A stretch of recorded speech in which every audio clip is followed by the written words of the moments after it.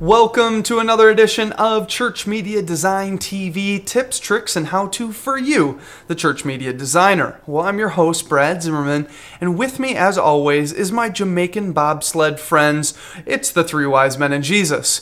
We got Colonel Sanders, Little Whitey, and Dwight Schrute pushing us along, and Jesus Christ, the Son of the Lord Most High, steering us down the bobsled run. And on this week's episode, we're going to talk about some news. We're going to do a review of Tim Stevens' book, Pop Goes the Church, and do a little Photoshop tutorial. So if we're done with the race and we're feeling the rhythm, feeling the rhyme, come on, man, it's time for the show. Let's get into it. Well, as you may know, last week we didn't have a full episode because I had just gotten back from a mission trip to Jamaica. I went on that trip with Experience Mission. You can find them at experiencemission.org. And we went on this trip. It was me and a bunch of college-age students. And I was the only guy on the trip. There was 13 other people, and most of them didn't know each other. So that was really interesting. We built the foundation of a school in the Barnett Bush, which was hour-ish outside of Montego Bay, and it was a really cool experience. It was really cool to see the international church. I have a huge heart for us here in America and the American church, but it was so amazing to see the international church. And we got to go to church on Sunday morning and see how they worship and see how they don't have screens, they don't use words, they didn't really, it was just all memorized, and everyone just kind of knew the songs, and just a lot. It was just a very eye-opening experience as far as what the international church looks like versus the American church. And so it's kind of helped me see how what we do here can apply to people internationally and how it cannot apply to people internationally. So that was a really great experience, and I would highly recommend checking out Experience Mission if you guys want to go on an international trip or domestic trips. They have them all over the country, so check them out. But while I was gone, some late breaking news came out. One of the first things that came out was Firefox did it. They set a world record. They set the Guinness record, and they had how many downloads we got here? They had 28,340,281 total downloads. So that's pretty good. So they set a world record, and then on July 11th, you may have heard about this thing called the iPhone. The second version of the iPhone came out on July 11th, and it's has the 2.0 software. It's got 3G and GPS built in, and they came out with new firmware for the iPod Touch, which is what I own, so I can upgrade to that. I haven't done it yet, but they have an application store in which you can get applications from third-party developers without hacking your phone to get cool extras like AOL Instant Messenger and an eBay deal and a whole bunch of other stuff. But one of the most interesting things was the Bible application on the iPhone and iPod Touch, and that comes from YouVersion. And YouVersion is a online Bible, a revolutionary online Bible that enables community and collaboration like never before.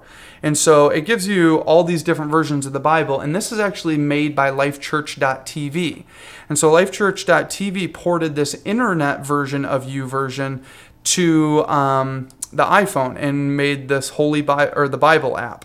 And so you can get a free copy of this, and it's really cool to know that this Bible application isn't made by some third-party person like Zondervan or something like that. This is actually made by a church for all of these people to use. So hats off to LifeChurch.tv, and if you have an iPhone or an iPod Touch, upgrade your firmware and go check out the Bible on there, because there hasn't really been a good Bible.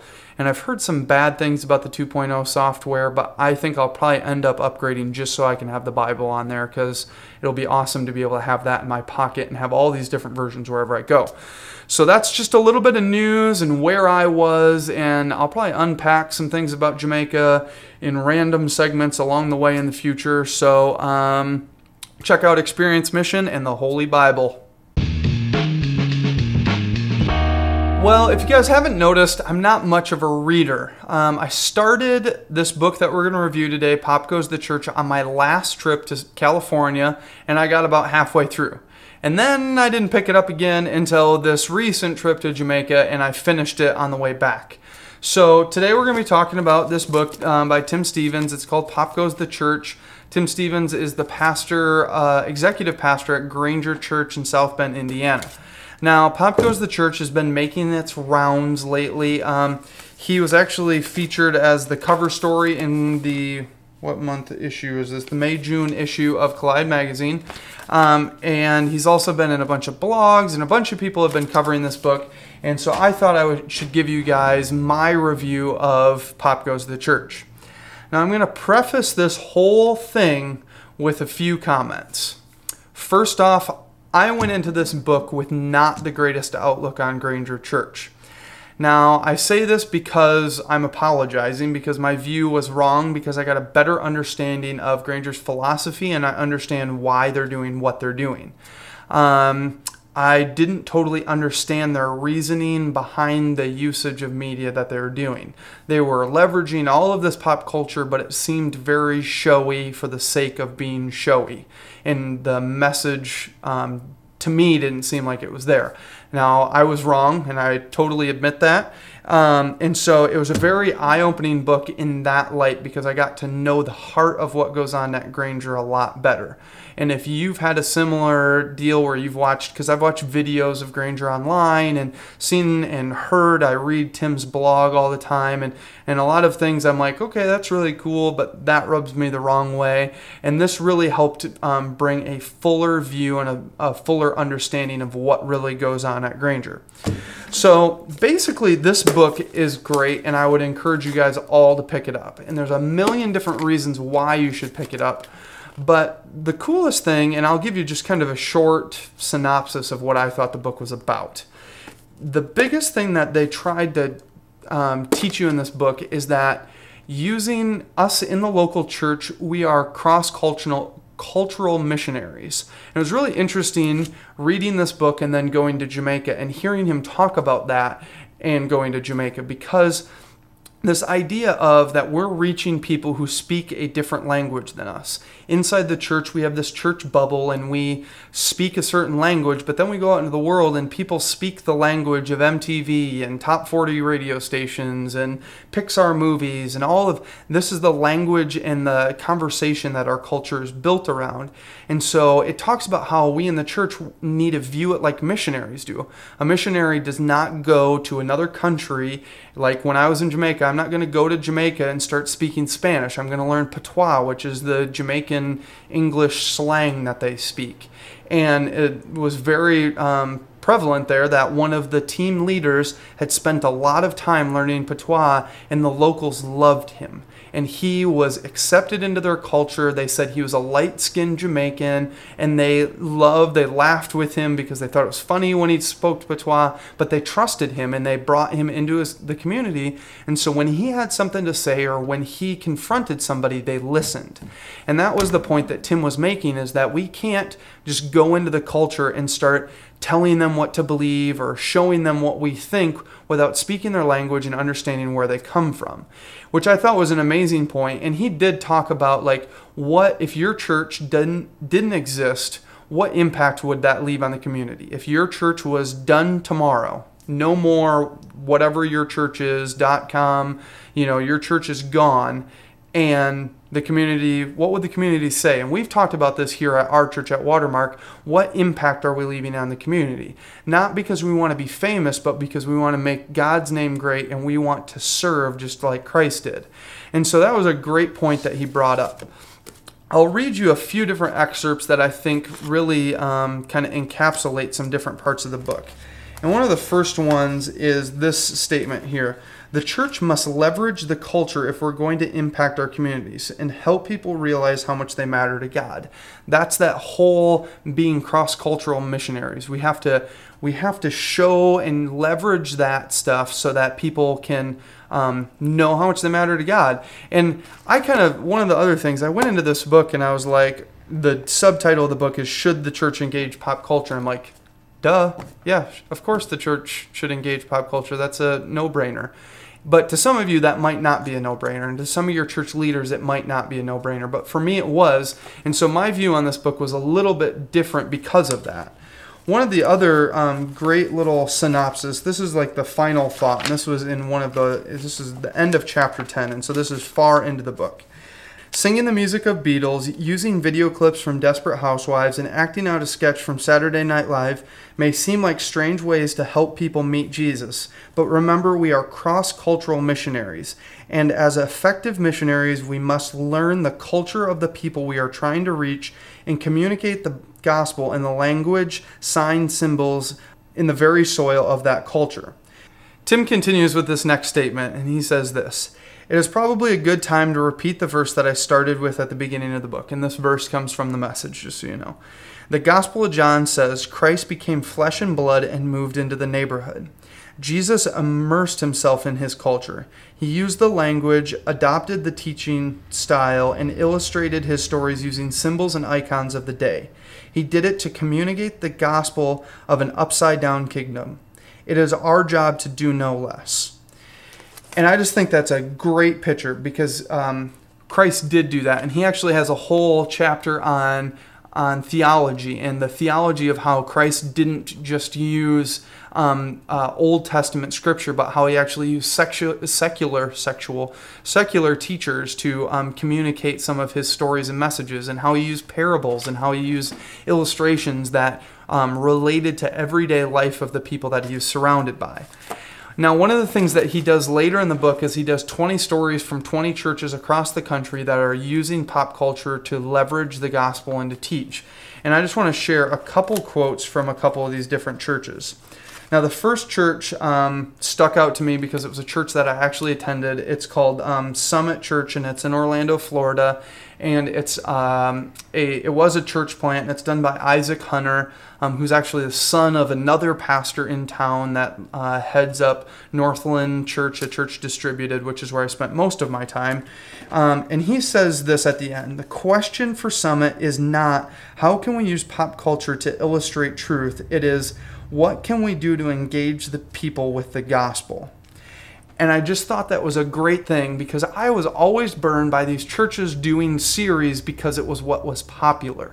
And they're just jumping on a bandwagon. It's like the t-shirts that you see in Christian stores that are like just rip-offs of whatever's cool at the time. And they're not using that tool of this thing because it fits what they're teaching. They're using this thing just because it's cool. And what he's saying is they don't want to use anything unless it's helping illustrate what they're talking about already. They're not going to say, let's play Desperate Housewives because it's cool. We're going to try to teach something, and if Desperate Housewives fits, then we're going to use it. So I just thought that was a great point he made. And then this one's from National Community Church in Washington, D.C., from Mark Batterson. And he says this: "Don't do it just because everybody else is doing it. Don't do it because it's the cool thing to do. Do it because you want to preach the truth in terms of what people can identify with." And that's that same idea of doing it because it fits what you're teaching and what you're trying to communicate, and it will hit people at home more. One of the other quotes in the book is that, if you play a song, a secular song that's helping illustrate your point, later in the week, and I had never thought about it this way, but later in the week, somebody hears that song again on the radio, and it brings them back to that point in your church service, and not just that song. That song now has new meaning to them when they hear it in their everyday life. So just keeping those kind of things in line helps you understand how to leverage pop culture in your church and the reasoning behind it, and like having good reasoning behind it. Now, like I said, I thought that Granger wasn't exactly using pop culture appropriately, and they're just doing it to be showy. And one of the things they talk about in here is how Granger purposefully has left out elements in their service, such as corporate worship, communion, and they've kind of stripped down their teaching just a little bit, and they've left that out of their weekend services because midweek they have a service that's all about that for believers, and that Sunday morning is this big entry point time. And so that gave me a better understanding of why I was like, well, your Easter service, you guys didn't do any worship. It was just like sit and watch songs, and this is like one of the best days of the year. It is the best day of the year. Christ is risen, and no one's singing together. And I just thought it was weird, and I thought there was a disconnect. But it made more sense when they said, no, we have a midweek service that helps bring people to that point. Now, one of the things I started thinking about when I read that is, okay, well, how do you transition people from your Sunday morning entry point to this midweek service?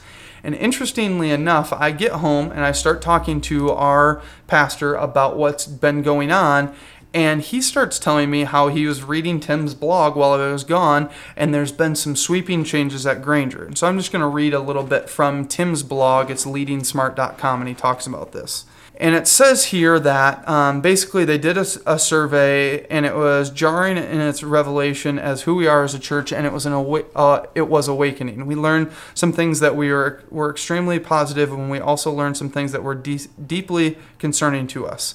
And basically what they're going to do is they're going to extend their weekend services to 75 minutes. They're going to cut one of their services out. They're going to do 4 instead of 5. And they're getting rid of a midweek service. The new community service will end on the 14th of August, and they've been doing this for more than 14 years. And so they really saw from the survey that people weren't transitioning over into this midweek service, and they weren't getting that deeper time. And so they're going to start bringing more of those elements into their Sunday morning, which I think is really interesting. And also they're going to start offering some more Bible classes and a once a month first Wednesday service, which is a extended time of worship and that kind of stuff. And they actually you can watch their message of Mark Beeson's and when he talks about this. But I thought it was really interesting that, you know, even after he had written this book and talked about that they had done this and how they had this two-pronged approach, that they found out it didn't work and they needed to make changes. And I think that's a huge thing, is you need to look at your church and say, do we need to make changes? Does something need to change so that we can reach the people around us? Because if you're just trying to please the people within your 4 walls, you are not doing what God's calling you to do. You might be making disciples, but you need to be making disciples to send out. And if you're just making disciples in your 4 walls that are sent within, you're not really doing the Great Commission. You're not doing that great call to go, because you need to go, and you need to go outside your 4 walls. So I would encourage you guys to check out Pop Goes the Church. It's got great tips on how to use songs, how to do programming, and it's a great tool. You should buy it for your pastor if he doesn't want to do it, and say, hey, take a read in this. I'm going to read it too. I would love to talk to you about this and see if this would be something that we should start doing at our church. So check out Pop Goes the Church. You can check out Tim's blog at leadingsmart.com. You can check out Granger. It's gccwired.com is Granger Community Church's website. And also you can check out the website for the book, which is popgoesthechurch.com. So check out Pop Goes the Church and start leveraging pop culture in your church.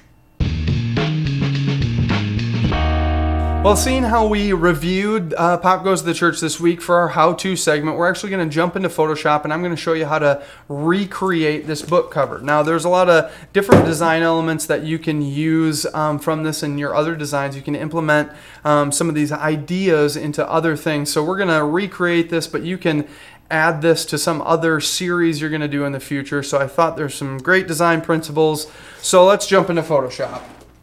So as you can see here, we have our Pop Goes the Church cover that we're going to be creating. I used a textured background similar to his, and you can see we have some similar types imagery inside the text. And I'm going to show you the big thing here is how to get that imagery inside your text and how to recreate something that's kind of similar to his book. Now, don't get hung up on this image. It's more of these ideas that you can add to your other designs. So let's get started. I've already brought in a bunch of different images that I've found from around the web. Most of them are from the stock exchange. However, the background I did find on Flickr, and I will have a link to it on there. It's this nice book texture you can see here. So check out the website for links to all of these images if you actually want to use these. If not, you can grab your own images for your own new design. So the first thing we're going to do is we're going to do a new file. So we'll do File, New, and we're going to make a 1024 by 768, and we can just call this our pop cover and hit OK. So we have our new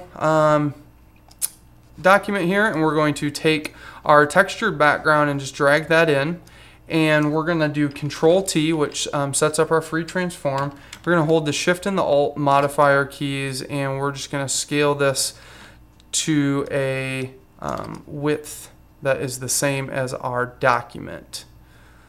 So now that we have that width set up, we can just kind of place this wherever we want. I kind of like the top half here. It's got some good little dings and that kind of stuff. Now we actually need to make our text. So we're going to grab our type tool and we're going to go down and we're going to use the impacted font, or impact font, sorry. Impacted is a grungy version of this font. So we'll just select white text and we're going to just write pop in all capitals, and then I'm going to alt drag and that'll make a copy, and then I can just erase and do church. And then I will alt drag again and I will do goes the.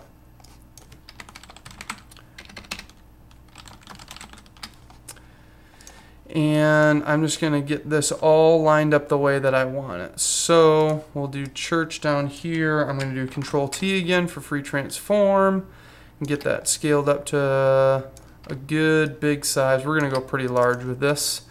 And then we're going to scale up pop, again Control T. A lot of this stuff is no-brainers that you guys all know how to do, so I'm not going to spend too much time on it. And then goes the, we will scale down and just shove over in the corner like he had it. And we'll line it up with the right side of the H. Okay, so now we can grab these 3 layers, move them down, and we have our Pop Goes the Church text. Now to add imagery into the background. So the first thing we're going to do is we're going to go find our first image here, and we're actually going to use this church.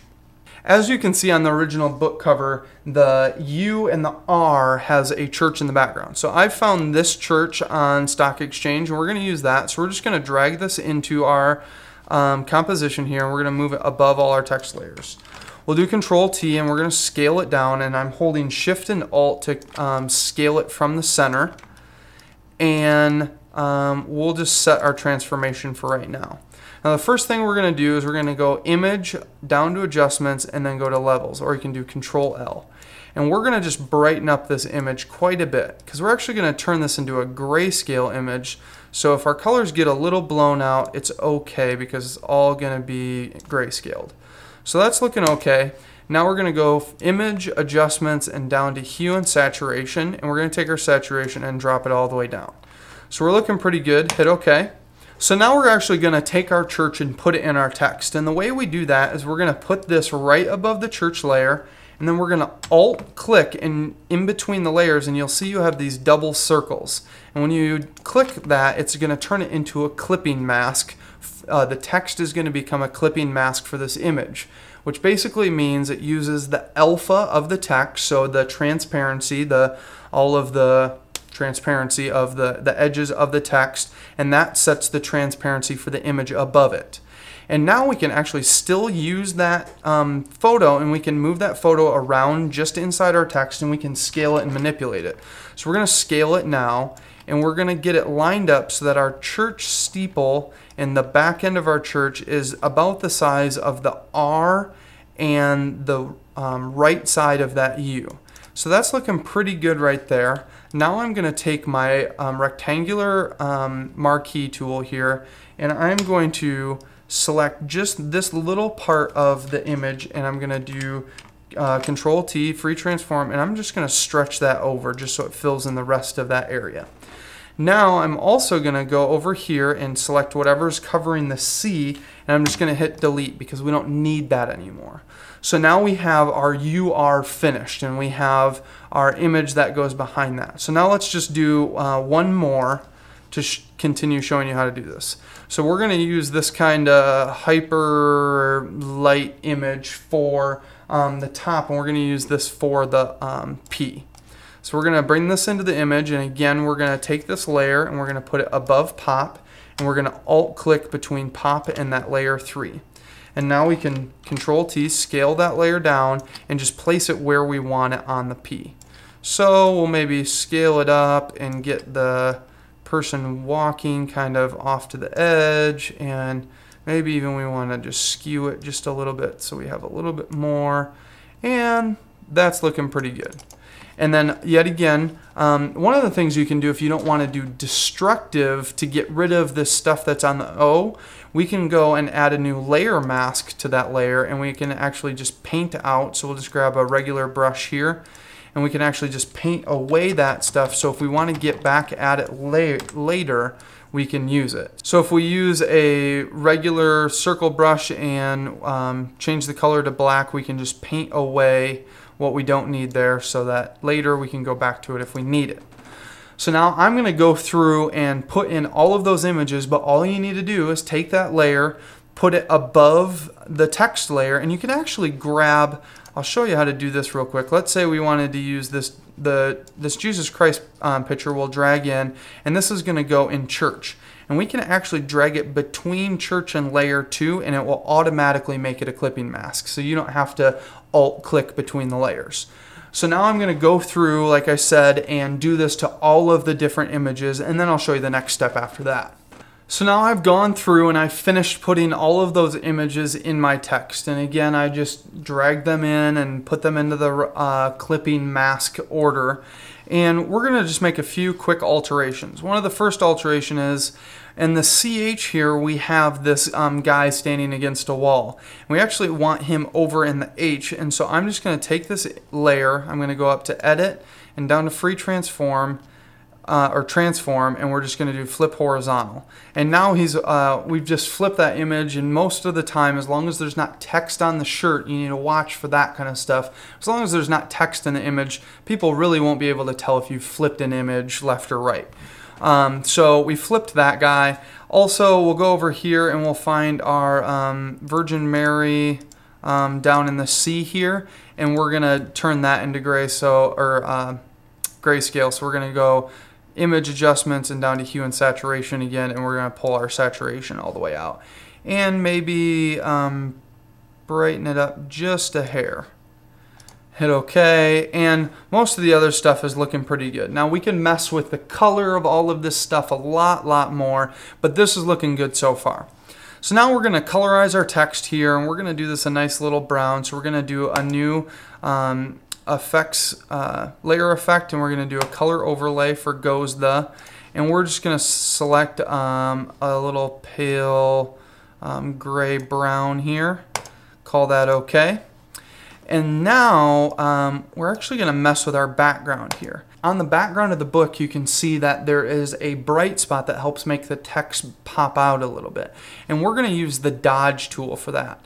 And so down over here, you have Dodge, Burn, and Sponge. And what the Dodge tool does is it actually brightens up a certain range of your image. So we're going to brighten up the midtones. We're going to take our brush and we're going to just hit our right bracket key, and that will make your brush size bigger or smaller. Left and right bracket, change that. So we're going to just make that a little bit bigger, and we're just going to click a couple times, and you can see how it really brightens up the background a bit. And so that's looking pretty okay. Let's maybe make it a little bit smaller and do just a couple other ones. So we kind of have a little bit of a vignette going on with this guy. Cool. So that's looking good right there. Now we're going to add some layer effects to really make this text pop out.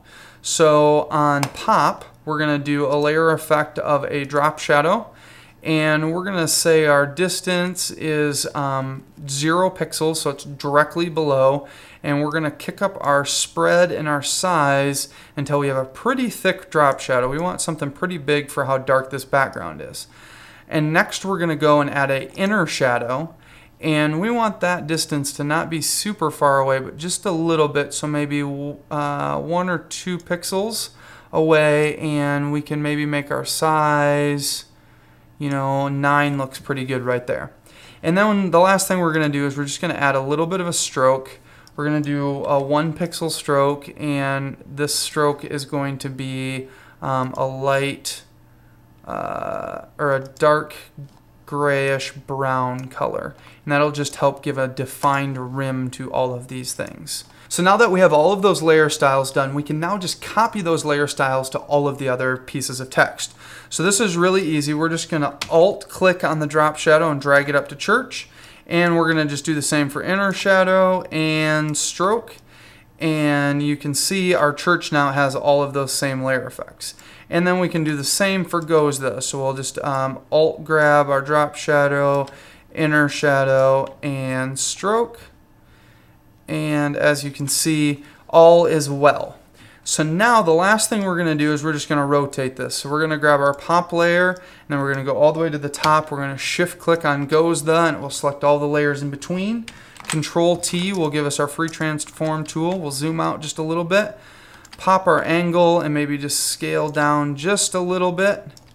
And on a just slight angle, we have pop goes the church. So now you can see some of those basic principles of using the dodge tool to brighten up our background a little bit and using clipping masks to shove images inside the text. So now you've created that Pop Goes the Church book cover. Now take that and add it to another design and make some great new series looks for your church or for an event or something like that. So check this out. I use Photoshop CS3. You can do this in way earlier versions of Photoshop, so don't feel like you have to use this. Again, head over to JourneyEd.com for academic versions of Photoshop and the other Adobe Creative Suite programs, and all of the links for the images that I used in this tutorial will be on the website. So check out some clipping masks and make some great new designs. Well, this week's inspiration comes in form of more tutorials. We just finished that tutorial in Photoshop, and I thought I should give you some more great Photoshop tutorials. And this is a site that I frequent a lot, but don't spend enough time actually doing these tutorials as I should, because you can learn a lot from them.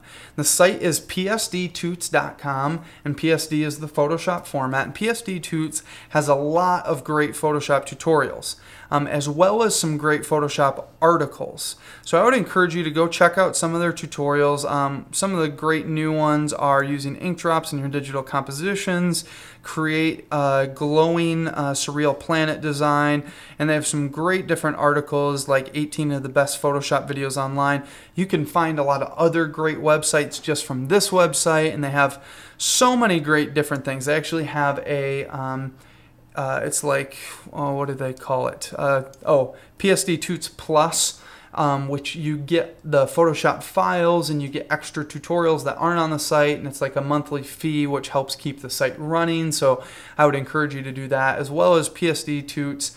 The owners of this site are launching all sorts of other websites, so go find out what the other Toots websites are. So I would encourage you guys to head over to psdtoots.com and learn yourself some even better Photoshop techniques.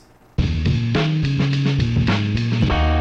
want to say thank you to this week's sponsor of WorshipHouseMedia.com, resources for the creative church. Head over to their website and check out a bunch of great resources. Use our promo code of CMDTV1 and get 15% off your order at Worship House. As well, you can see here on their homepage, they have an advertisement for Echo, a church media conference that is in Dallas, Texas, August 14th through the 16th. If you haven't registered for the conference, you need to go register, because I'm going to be there, and you can go to a breakout with me. I'm doing a breakout called Creativity on a Budget, and I'm talking about a lot of the things I talk about on the show, but even more, and doing a lot of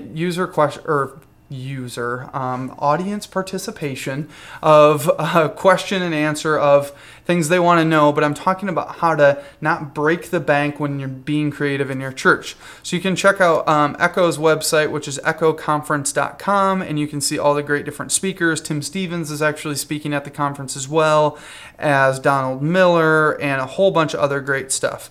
So I would encourage you guys to check out Echo Conference and WorshipHouseMedia.com. Well, thanks for tuning in to another edition of Church Media Design TV. I'm so glad you guys have tuned in again.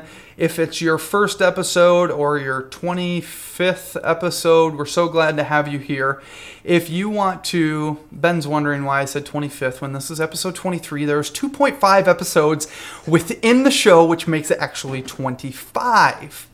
So that's where we get 25, even though this is technically episode 23, but there are 2 Where's Whitey's in one. I'm coming back from Jamaica, so really this is the 22nd full episode, but I digress. So thanks for tuning in. That was a whole mouthful of something you probably didn't need to know, but I told you anyway. And hopefully you guys are still learning a lot. I know you guys are staying in touch, and I thank you. Keep sending the emails in. I love getting feedback from you guys. Some of you guys' feedback has been very boisterous lately, like starting email campaigns to get me on the cover of Collide Magazine because you don't like what they say about me. So if you want to do that, send an email to info@collidemagazine.com and put in the subject line Brad on the cover. not encouraging. I'm just saying maybe you would want to. Just a thought for you. So you guys can keep in touch. My email address is brad@ChurchMediaDesign.tv, as well as you can head over to the webpage, leave a comment there. Check me out on CreativeMYK, CreativeMYK/ChurchMediaDesign. So those are some different ways, as well as Vinmark Productions on Skype. And of course, find me on Facebook, become my friend, join our Facebook fan page, and you can always use the wonderful little Facebook Messenger. I talk to a lot of people on there.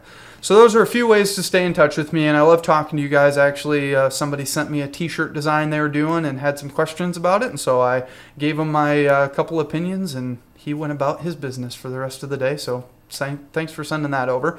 But if you guys want to continue to send me emails of what you would like to see in the show in the future, I'm working hard on doing the Media Shout, Pro Presenter kind of battle, and maybe some other ones. If you guys want to hear about like Song Show Plus or Easy Worship, send me an email saying you want to hear about that. If not, I'm just going to do Media Shout and Pro Presenter for right now, the Mac versus PC kind of presentation movement. Also, if you're going to be at the Echo Conference, I'm going to have a booth set up for the show, so come by, say hello. Maybe you'll be on an episode of the show if I ask you some questions or something like that. So please stop by. I'm going to be doing some interviews at the conference that I'm really excited about. As well, some of you guys have been complaining about how the podcast doesn't work on your iPods. Now, it works on my iPod Touch. I know there's a few episodes where I didn't have an encoding setting right, but if you're having problems, send me an email with the subject line, "does not work on my iPod." And send that to me and let me know exact specs of what episodes don't work. Try the most recent episode. That one will for sure work. I'll test it before I send it out. At least it will work on my iPod. So tell me which iPod you have, which version of iTunes you have, because I really want to figure out what's going on with that stuff. So let me know what's going on with some of the podcast issues that you guys might be having, because I want to make sure you guys are getting the show. So as for me and the three wise men and Jesus, we're saying, see you later.